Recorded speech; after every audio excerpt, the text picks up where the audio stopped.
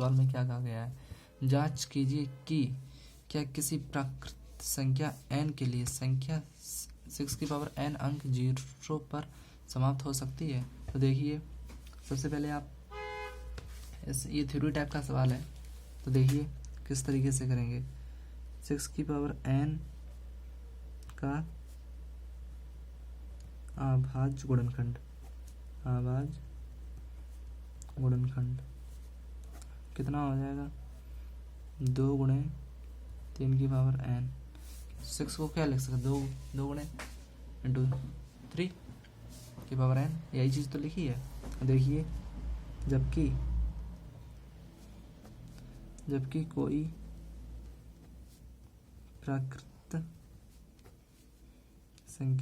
प्राकृतिक संख्या जो 0 पर समाप्त होती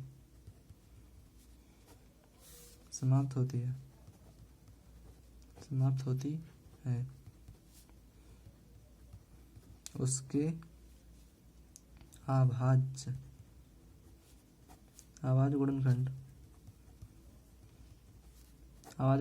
उसके क्या हो जाएंगे? 2 इंटू 5 की पावर n के रूप का होगा। अतः हम कह सकते हैं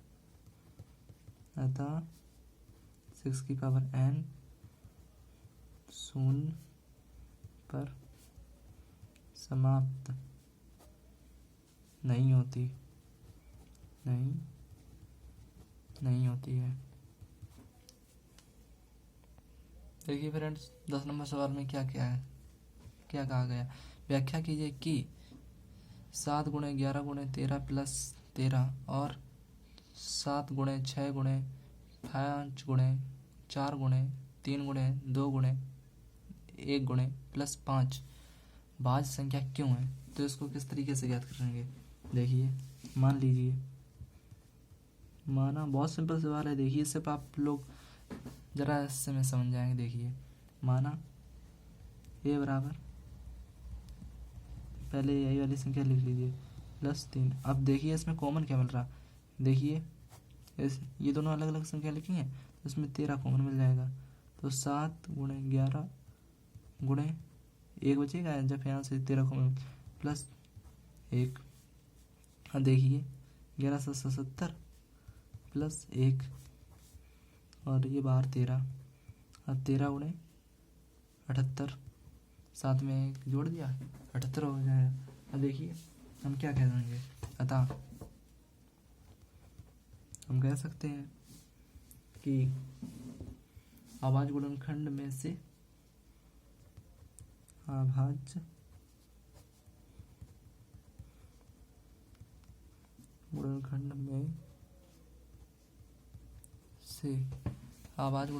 में से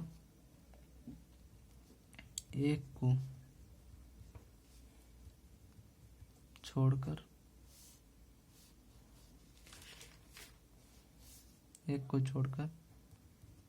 अन्य 2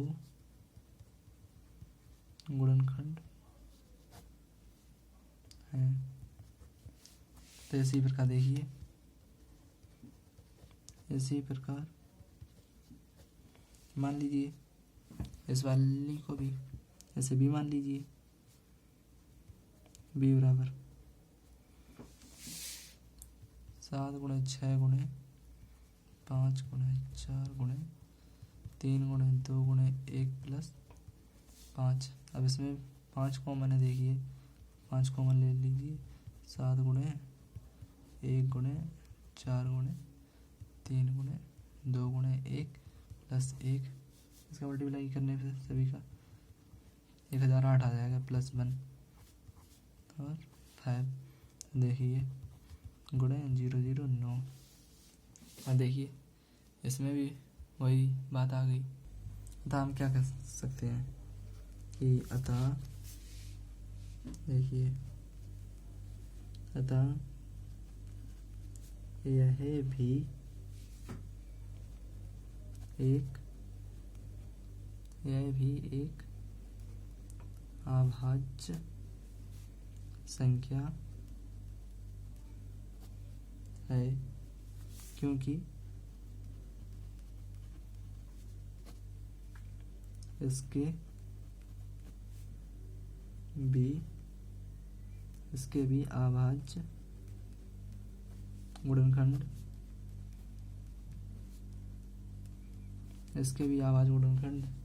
में एक को छोड़कर दो गुणनखंड हैं। बस लग गया सवाल। देखिए दोस्तों, फिर से ये इसी तरीके का सवाल आ गया 12 नंबर, सॉरी 12 नंबर नहीं, 11 नंबर। तो देखिए पढ़ते हैं 11 नंबर सवाल क्या कहा गया है। किसी खेल के मैदान के चारों ओर एक वृत्ताकार पथ है। इस मैदान का एक चक्कर लगाने में सोनिया को 18 मिनट लगते हैं, जबकि इसी मैदान का एक चक्कर लगाने में रवि को 12 मिनट लगते हैं। मान लीजिए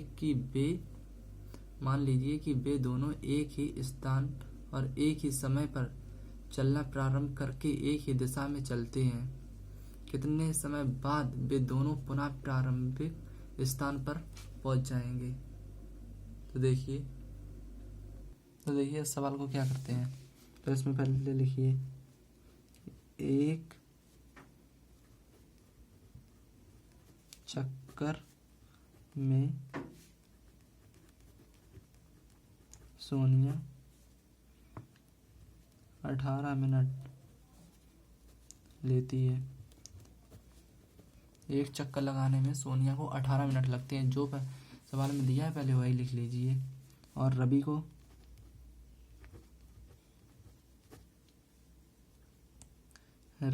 एक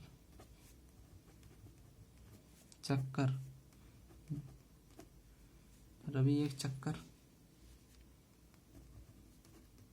12 मिनट में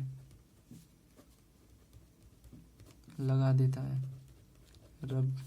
सोनिया को 18 मिनट लगता है टाइम, और रवि को वही चक्कर 12 मिनट में रवि लगा देता है। तो आगे देखिए, पर वे दोनों एक ही समय पर, यानी कि क्या पूछा गया एलसीएम, तो 18 गुणे 12 मिनट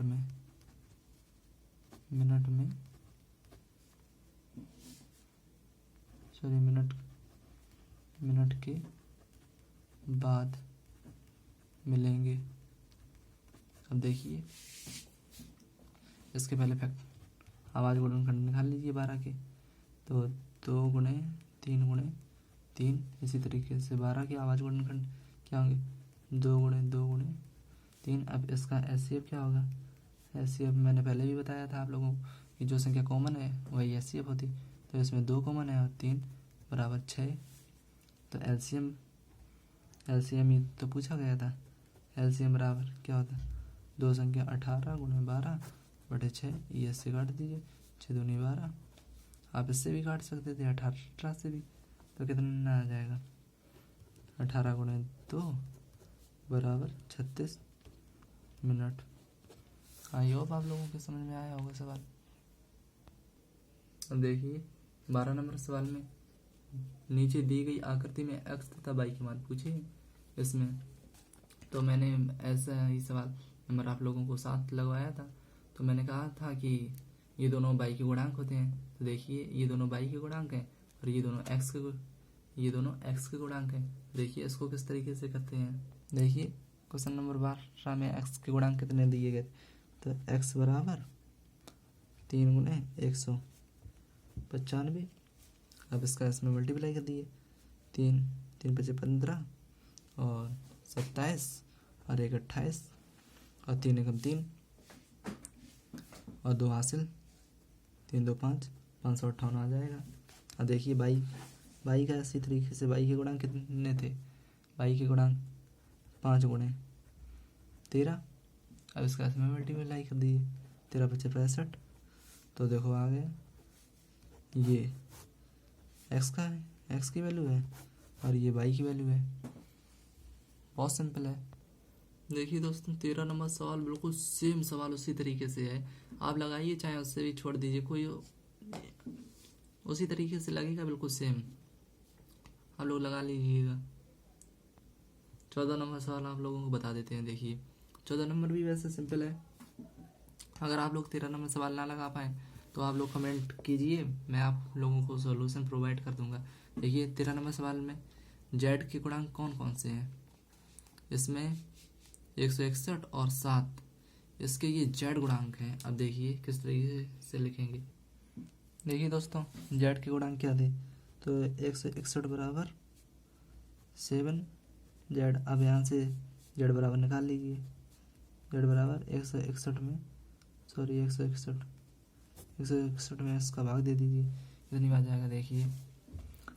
इसका इसमें भाग लगेगा एक बार, नहीं 2 बार जाएगा, 2 सत्ते 14, कितना बचेगा देखिए 3। अब जेड की वैल्यू कितनी आ गई, जेड बराबर 23।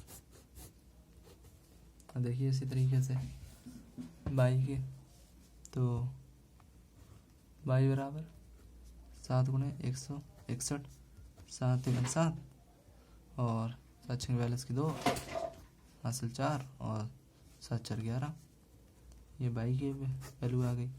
देखिए एक्स की, एक्स बराबर